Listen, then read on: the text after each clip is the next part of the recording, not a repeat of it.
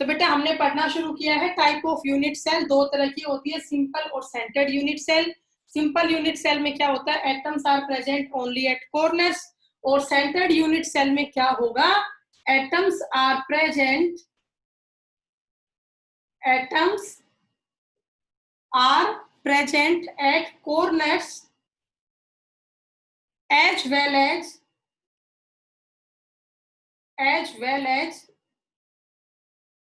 at any other position। कि भाई atom यहाँ कॉर्नर में तो है ही है, कॉर्नर के अलावा और दूसरी पोजीशन पर भी प्रेजेंट है। Atoms are present at corners as well as at any other position. तो अब वो अदर पोजीशन कौन सी हो सकती है, ठीक है। तो पहले तो हम ये देखें, सिंपल प्रिमिटिव यूनिट सेल तो आपको समझ में आई गई। इसमें एटम सिर्फ कहाँ प्रेजेंट होते हैं, कॉर्नर्स में, ठीक है। ये एक यूनिट सेल है आपकी। इस यूनिट सेल में एटम्स जब सिर्फ कहाँ प्रेजेंट होंगे, कॉर्नर में, तो उसको हम बोलेंगे सिंपल या primitive unit cell. Atoms are present only at 8 corners. तो ये आपकी सिंपल यूनिट सेल है। लेकिन इन कॉर्नर के अलावा और कहाँ कहाँ एटम है, ठीक है, उसको हम किस में पढ़ेंगे, सेंटर्ड यूनिट सेल में पढ़ेंगे, ठीक है। तो भाई हमारा फर्स्ट तो पूरा हुआ सिंपल यूनिट सेल। तो अब हम यहाँ डिस्कस करेंगे सेंटर्ड यूनिट सेल की टाइप। इसको रब कर देती हूँ। अब हम यहाँ पे टाइप पढ़ेंगे सेंटर्ड यूनिट सेल की। तो बेटा सेंटर्ड यूनिट सेल की फर्स्ट टाइप होती है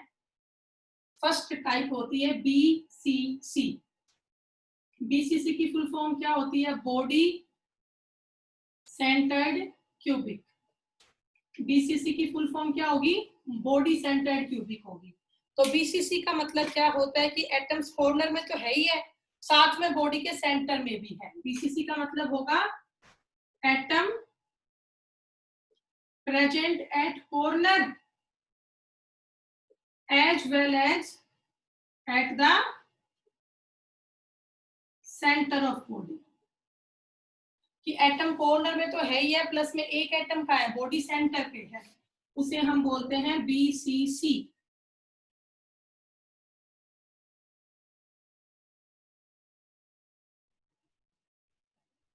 तो बेटा ये हमारी एक यूनिट सेल है। इसमें एटम कॉर्नर पे तो होंगे ही होंगे, ठीक है।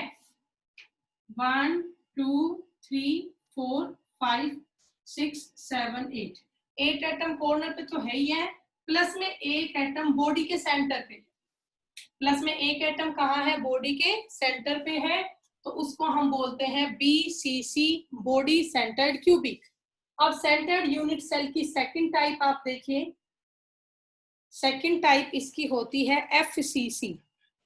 सेकंड टाइप क्या है बेटा, FCC। FCC की फुल फॉर्म होती है फेस सेंटर्ड क्यूबिक। बेटा FCC की फुल फॉर्म क्या होगी, फेस सेंटर्ड क्यूबिक होगी, ठीक है। तो फेस सेंटर्ड क्यूबिक का मतलब क्या होता है, atoms present at corners, atoms present at corners as well as at the center of each face। बेटा फेस सेंटर्ड क्यूबिक का मतलब क्या है कि एटम कॉर्नर में तो है ही है, प्लस में एक एक एटम कहाँ है, हर एक फेज के सेंटर में भी, एक एक एटम हर फेज के सेंटर में भी है बेटा। तो आपको पता है जो यूनिट सेल होती है इसमें टोटल 6 फेज होते हैं, मतलब 3 अपोजिट फेज होते हैं एक यूनिट सेल में, ठीक है। ओके तो आप कैसे करोगे, मैं इसी को चेंज कर दूं बेटा, इसी को FCC बना दूं। अब आप देखिए इसमें 8 एटम तो कॉर्नर में है, प्लस में 6 एटम कहाँ होंगे, हर एक फेज के सेंटर में। ये हमारा पहला फेज है, इसका सेंटर, ये हमारा इसका अपोजिट फेज हो गया, इसका सेंटर, ये साइड वाला फेज हो गया, इसका सेंटर, ये इसका अपोजिट फेज, इसका सेंटर, ये फ्रंट वाले फेज का सेंटर, ये पीछे वाले फेज का सेंटर। तो आप देख सकते हो इसमें 8 एटम तो कहाँ प्रेजेंट है, कॉर्नर में, और 6 एटम कहाँ प्रेजेंट है, फेस के सेंटर में, ठीक है। टोटल यहाँ पे 14 एटम है, जिसमें से 8 एटम तो कॉर्नर्स पे है और 6 एटम आपके फेस सेंटर पे है, तो ये आपका बन गया FCC। ठीक है, ये वाला तो आपका है कॉर्नर एटम और ये वाला आपका है फेस सेंटर एटम। तो एटम कॉर्नर में तो है ही है, प्लस में एक एक एटम हर एक फेस के सेंटर में भी है, तो उसको हम बोलते हैं FCC, face centred cubic. Okay बेटा, तो दो टाइप आपकी होगी, BCC हो गया है और FCC हो गया है। अब बेटा बच गया आपकी थर्ड टाइप, और थर्ड टाइप होती है ECC। इसको रब कर देती हूँ पहले। सेंटर्ड यूनिट सेल की थर्ड टाइप है इसकी ECC। फुल फॉर्म होती है एंड सेंटर्ड क्यूबिक। ECC की फुल फॉर्म क्या होती है? एंड सेंटर्ड क्यूबिक होती है। एंड सेंटर्ड क्यूबिक का मतलब क्या होता है? Atoms present at corners, atoms present at corner as well as at the center of any one opposite face, as well as at the center of any one opposite face, कि किसी भी एक opposite face के centre पे भी atom होगा और साथ में कॉर्नर्स पे भी एटम होंगे, तो उसको हम बोलते हैं ECC, एंड सेंटर्ड क्यूबिक। ठीक है, अब मैं इसी को चेंज कर देती हूँ। ये देखिए बेटा, इसमें से मैंने 1 2 3 और एक ये 4, ये 4 एटम हटा दिए, तो आप देख सकते हो इसमें अब 8 एटम तो कहाँ है? कॉर्नर में है, और 2 एटम किसी भी अपोजिट फेस के सेंटर में। तो यहाँ मेरे ये 2 एटम है, इन दोनों अपोजिट फेस के सेंटर पे। ठीक है, तो अब ये हमारा FCC नहीं रहा, अब ये हमारा क्या बन गया? ECC बन गया। अब ये क्या बन गया? ECC बन गया, and centred cubic. And centred cubic. ठीक है, तो ये आपके 3 टाइप होती है बेटा यूनिट सेल की। सिंपल यूनिट सेल और सेंटर्ड यूनिट सेल में 3 टाइप मैंने पढ़ा दिया आपको। BCC होता है, FCC होता है और ECC होता है। ठीक है, और यूनिट सेल समझाई दिया, परफेक्ट 3D स्ट्रक्चर होता है। तो आप ये कर लो, फिर इसके बाद आगे नया टॉपिक हम शुरू करेंगे। एक टॉपिक और कर लेंगे आज।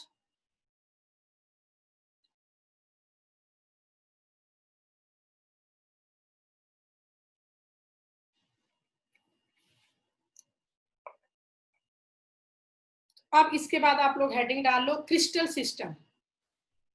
अब आप लोग यहाँ पे हेडिंग डालो क्रिस्टल सिस्टम। बस क्रिस्टल सिस्टम और पढ़ लेते हैं।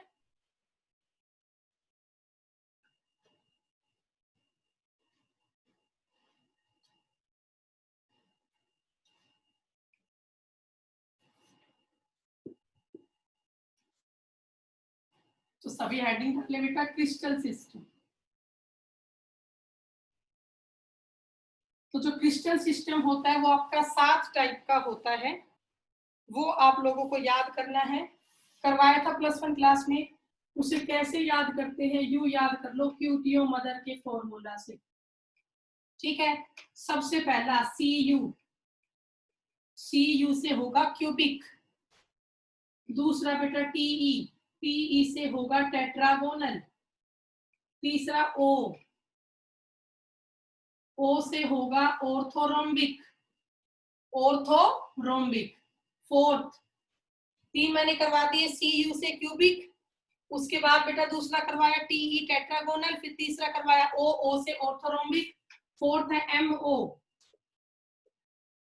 MO से हो गया मोनोक्लिनिक, मोनोक्लिनिक। उसके बाद बेटा T को फिलहाल छोड़ दो, H और E, HE से हो गया हेक्सागोनल। 6 R से हो गया रोम्बोहेड्रल, R से क्या हो गया? रोम्बोहेड्रल।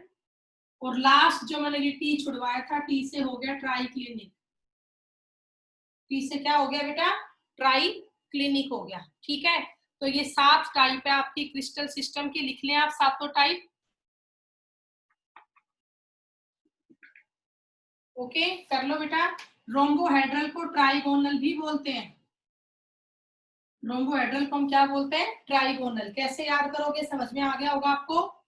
CU से क्यूबिक, TE से टेट्रागोनल, O से ऑर्थोरोम्बिक, MO से मोनोक्लिनिक, फिर T को अभी छोड़ दो, H और E से हेक्सागोनल, R से रोम्बोहेड्रल और T से लास्ट में क्या आया? ट्राई क्लिनिक आया। अब हम इसमें बात करेंगे एक्सियल डिस्टेंस की। ये क्रिस्टल सिस्टम हम पढ़ रहे हैं, 7 टाइप के क्रिस्टल सिस्टम होते हैं। अब यहाँ हम बात करेंगे इनके एक्सियल डिस्टेंस की, कि किसमें क्या डिस्टेंस होता है, बराबर होते हैं या नहीं होते हैं।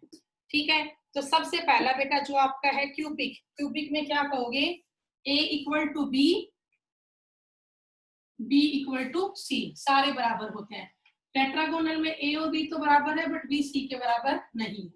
अगले में ना A B के बराबर है, ना B C के बराबर है। ऐसे आप इनको याद करते हुए चलोगे, मैंने करवाए थे +1 क्लास में। अब जैसा थर्ड है ना, सेम ऐसा फोर्थ बनेगा। थर्ड और फोर्थ एक जैसा होगा, जैसा सेकंड है वैसा फिफ्थ बनेगा। A equal to B not equal to C, जैसा फर्स्ट है वैसा सिक्स्थ होगा। और 7 सबसे अलग है, ना A B के इक्वल है, ना B C के इक्वल है। तो ये बेटा आप लोगों को याद करने होंगे, इससे 1 नंबर में क्वेश्चन आता है। पहले में क्या होगा? A B C तीनों बराबर है। सेकंड में क्या होगा बेटा? आप समझ सकते हो, A और B तो बराबर है, बट B C के इक्वल नहीं है। इसमें कोई भी आपकी एज लेंथ इक्वल नहीं है। फोर्थ में भी कोई भी इक्वल नहीं है। थर्ड और फोर्थ एक जैसा है, सेकंड और फिफ्थ एक जैसा है, फर्स्ट और सिक्स्थ आपका एक जैसा है, और सेवंथ जो है वो थर्ड फोर्थ की तरह ही है। मतलब सेवंथ में भी बेटा क्या है, आप समझ गए होंगे, सेवंथ के अंदर भी आपका A B C कोई भी बराबर नहीं है। तो ये आपका एक्सियल डिस्टेंस हुआ। अब हम यहाँ पे बात करेंगे कि जो इनके एक्सिस के बीच में बॉन्ड एंगल थे अल्फा, बीटा और गामा, उनमें क्या होगा। तो अब यहाँ बात करेंगे एक्सियल एंगल की। अब यहाँ हम किसकी बात करेंगे? एक्सियल एंगल की बात करेंगे। ठीक है, तो करें। देखिए बेटा, बड़े आसान है इनको याद करना। सबसे पहले में अल्फा, बीटा, गामा सब इक्वल है 90 डिग्री के। Alpha, beta, gamma equal to 90 degree. यही दूसरे में कर दो, alpha equal to beta equal to gamma equal to 90 degree. यही थर्ड में आएगा, alpha equal to beta equal to gamma equal to 90 degree. 3 आपके हो गए। तीनों में ही अल्फा, बीटा, गामा किसके इक्वल है? 90 डिग्री के। बड़ा आसान है याद करना। फोर्थ में क्या होगा? जो अल्फा और गामा है वो तो 90 डिग्री का होगा, बट जो बीटा है वो 90 डिग्री का नहीं होता है। मोनोक्लिनिक में क्या होगा? जो आपका अल्फा और गामा है ना बेटा, वो तो 90 डिग्री का होगा, बट जो बीटा आपका है वो 90 डिग्री का नहीं होगा। तो बात करें फिफ्थ की, हेक्सागोनल की, तो हेक्सागोनल में क्या होगा? जो आपका अल्फा और बीटा है वो तो 90 डिग्री का होगा। अल्फा और बीटा तो आपका 90 डिग्री का होगा, बट जो गामा आपका है वो 120 डिग्री का होगा। अल्फा बीटा तो 90 डिग्री का हुआ, बट गामा कितने का है आपका? 120 डिग्री का है। फोर्थ एंड सिक्स्थ में क्या करोगे? रोम्बोहेड्रल में alpha equal to beta equal to gamma not equal to 90 degree. Alpha, beta, gamma तो इक्वल है, but they are not equal to 90 degree. और लास्ट ट्राइक्लिनिक में क्या होगा? Alpha not equal to beta not equal to gamma not equal to 90 degree. तो ये आपकी axial distance और एक्सियल एंगल हुए। ये आप लोगों को बेटा लाइन करने होंगे, इसी तरीके से ये आपको याद होंगे। ठीक है, कर लोगे ना। पहले शुरू के 3 में तो अल्फा, बीटा, गामा तीनों 90 डिग्री के हैं।